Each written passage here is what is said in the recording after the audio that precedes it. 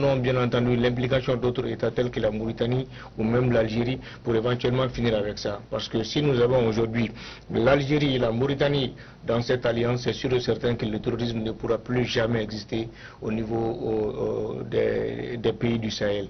Mais c'est quelque chose qui va continuer progressivement. Mais pour dire que ce n'est pas une alliance qui vient tout de suite parce que c'est des pays en transition, non, c'est quelque chose de réfléchi, parce qu'avant on n'avait pas le choix de la libre administration de nos territoires, on n'avait pas le choix de notre politique, de nos politiques de sécurité.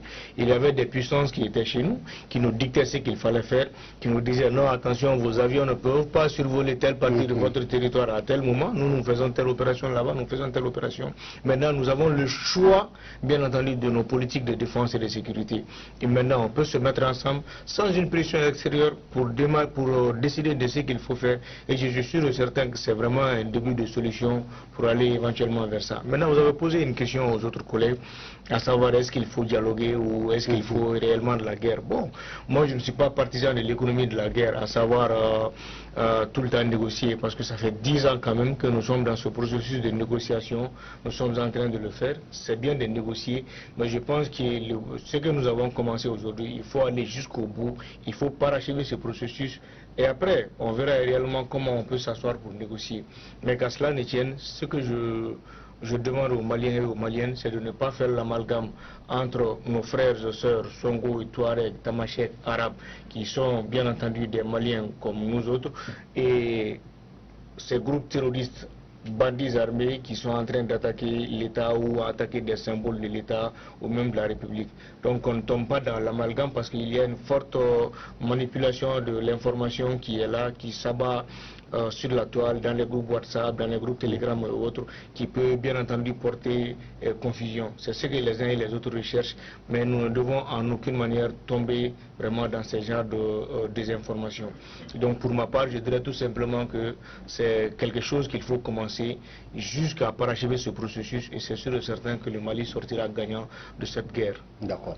Monsieur Braïka, Alliance des États du Sahel, quel regard portez-vous sur l'armée malienne? Pendant que ce sont quand même des gens, des terroristes qui attaquent les positions de nos armées, de nos forces de défense et de sécurité. De l'expression Azawad qui quand même avait disparu complètement sur la place publique. Ça c'est un premier aspect. Et un deuxième aspect, la CMA qui quand même se permet d'écrire au système des Nations Unies pour encore demander à ce que les rétrocessions qui sont en cours ne puissent pas continuer, ou en tout cas que la CMA puisse encore être impliquée dans ça. Donc cela voudra tout simplement dire que l'État du Mali aussi attend du système des Nations Unies, ou de en tout cas toute nation qui quand même en tout cas de l'Algérie ou des puissances qui sont impliquées dans la gestion de ces accords, qu'ils comprennent tout simplement que la CMA aujourd'hui a décidé tout simplement de s'aligner avec les groupes terroristes pour combattre l'État malien. Et quand tu t'allies à ces groupes terroristes pour combattre l'État du Mali, avec cette nouvelle charge, cela voudra tout simplement dire que tu t'attaques au Niger et que tu t'attaques au Burkina Faso. Donc il est important aujourd'hui que ce système des Nations Unies aussi nous explique clairement et réellement sa position. Parce que nous savons déjà qu'il y a une complicité passive entre la CMA et bien entendu la MINUSMA.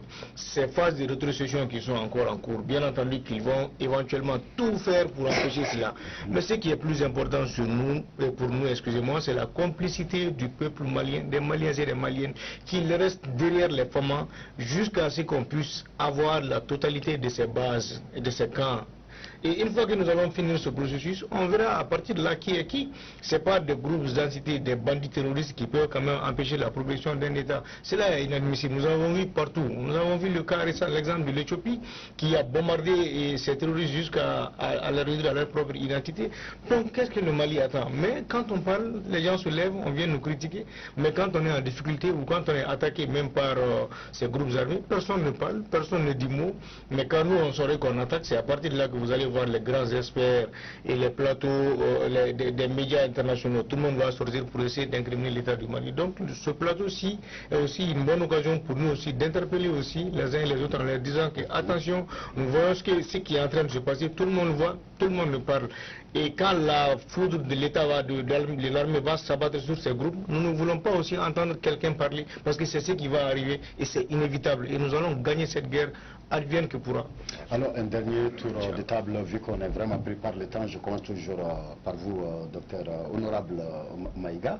Alors, dites-nous, hein, cette année, le 22 septembre, fête de l'indépendance était quand même annoncée grandiose, vraiment festive, depuis quelques jours. Voilà. Donc, il y a eu finalement un autre revirement compte tenu de tout ce que nous traversons, mais des très très dur aujourd'hui. Donc, finalement, on va faire une sobre commémoration. Alors, déjà à ce niveau, on a beaucoup de questions à se poser. C'est vrai qu'on n'aura pas le temps de répondre à toutes ces questions, mais moi je vais quand même vous donner quelques-unes, à vous de prendre celles que vous voulez. Alors, on se pose premièrement cette question. Le 14 janvier 2023, voilà, on a institué une journée qui s'appelle Journée de souveraineté retrouvée. Okay. Et pour les gens, la souveraineté commence même par le territoire.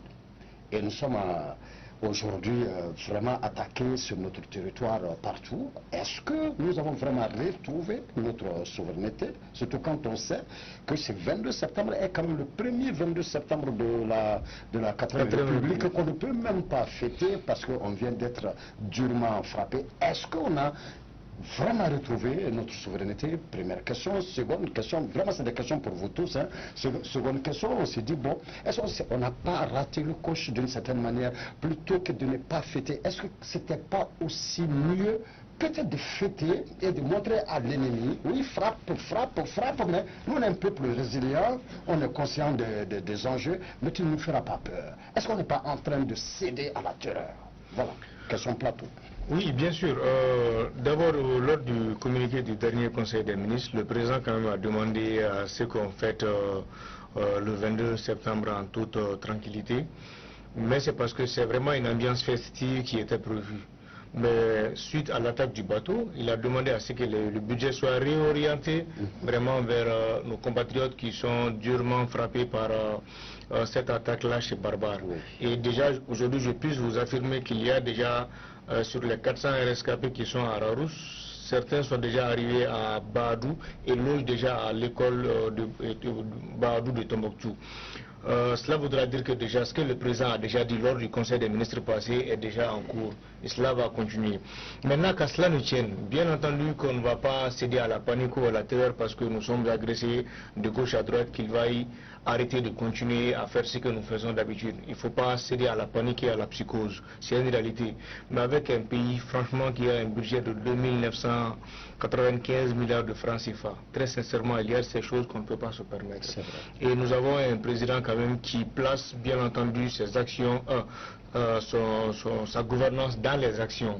Pas trop de poudre de parole, mais vraiment dans les actions. Peut-être que dans son adresse à la nation, peut-être qu'il va y avoir des mesures fortes ou des annonces fortes. C'est vraiment ce que le peuple malien attend. C'est vrai qu'on aurait dû aimer voir bien entendu nos avions défiler, voir nos équipements militaires nous exposés et tout, mais qu'à cela ne tienne, la fête va continuer, mais c'est sûr et certain qu'il y aura encore peut-être, je le dis bien, je le souhaite de tout mon cœur, des annonces très fortes pour éventuellement dire qu'il y aura bientôt ça, il y aura bientôt ça.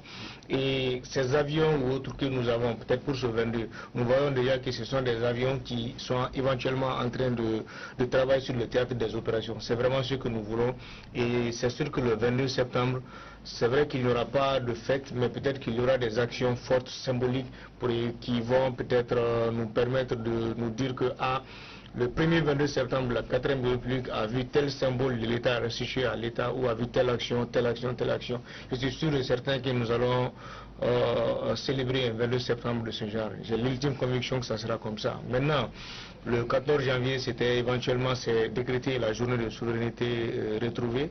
C'est réel parce qu'on avait subi une sanction illégale et illégitime et inhumaine de la CEDEAO le 9 janvier. Bien entendu, tous les Maliens ont été piqués dans leur orgueil, les gens sont sortis comme un seul homme. Cette journée décrétée doit tout simplement rester dans le subconscient de tous les Maliens en se disant que De la même manière que nous sommes sortis ce 14 janvier, nous devrons toujours continuer à rester ensemble dans le cœur et dans les esprits pour n'importe quelle autre situation, pour éventuellement pouvoir relever les défis. Parce que ce peuple que nous avons vu le 14 janvier, que nous avons commenté ici en direct, je crois dans ce même studio, si réellement ce peuple se met ensemble dans le cœur et dans les esprits, c'est sûr et certain que nous pouvons traverser toutes les crises, bien entendu, que les uns et les autres voudront nous imposer, et que le peuple malien sortira toujours gagnant. Et qu'à cela ne tienne, bien entendu qu'il y aura encore davantage d'autres difficultés, mais que les gens ne cèdent pas à la panique, que les gens ne cèdent pas à des discours, des discours politiciens, que l'on ait en mémoire toujours cette journée du 14 janvier, cette journée de souveraineté retrouvée, où nous sommes sortis comme un seul homme pour dire merde à la CEDEAO, pour dire merde à la communauté internationale, et que l'on continue encore à dire toujours merde aux groupes terroristes. Regardez, voilà les images encore, exactement, voilà. Vous voyez ce que ça fait, et voilà. ça donne de la chair de poule, et c'est réellement ce qu'on demande. Nous avons été capables de faire ça sous le leadership des autorités, des plus hautes autorités actuelles, et suivant bien entendu la confiance que les uns et les autres ont envers son excellence le colonel Assimi Goïta. Mais ce n'était pas seulement une question de colonel Assimi Goïta, mais c'était surtout une question d'honneur pour le Mali. Et il faudrait que les gens se remémorent cela, qu'on se dit tout le temps que c'est le Mali qui doit primer, c'est l'intérêt du Mali qui doit primer, c'est l'intérêt du peuple malien qui doit primer. Et si réellement nous restons comme ça, comme ce jour, je suis sûr et certain que rien ne sera impossible pour le Mali. Merci. Je vous en prie, M. Dissa. D'avoir participé à ces moments intenses d'échange. Merci beaucoup. Merci. M. Braïka. Merci beaucoup, M. Dissa. Je voudrais quand même saluer ces messages forts dans